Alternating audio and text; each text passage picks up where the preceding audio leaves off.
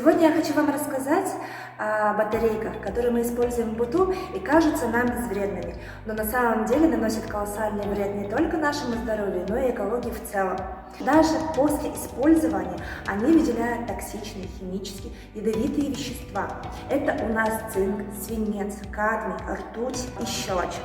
Плюс это очень опасно для наших маленьких детей, потому что для них это яркие, красочные, интересные элементы, но при этом они немножко не понимают, что они опасны, могут разъедать слизистую. Очень часто бывают случаи, когда дети глотают батарейки, особенно кнопочные. Я советую хранить в закрытой таре, коробка может быть, либо банка, и сдавать на утилизацию. Многие, к сожалению, не доходят до пунктов приема батареек и выкидывают его с основным мусором, с твердыми коммунальными отходами. И затем они идут в контейнер, соответственно, с контейнера они идут на полигон.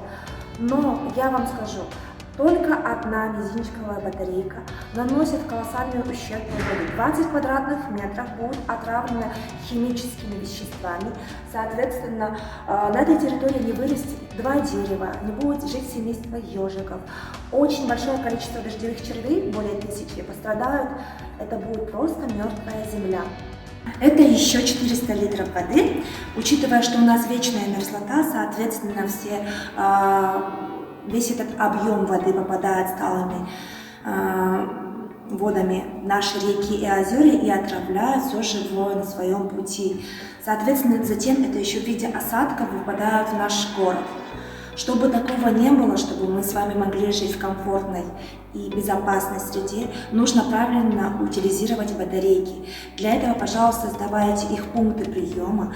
Долго не храните дома, потому что они, лежа у вас дома, выделяют токсичные вещества, соответственно, вызывая различные виды болезней, не только кожные, но еще очень более серьезные.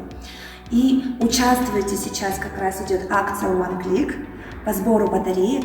Вы можете выиграть классные призы от наших спонсоров и от OneClick и принести пользу себе и окружающим людям.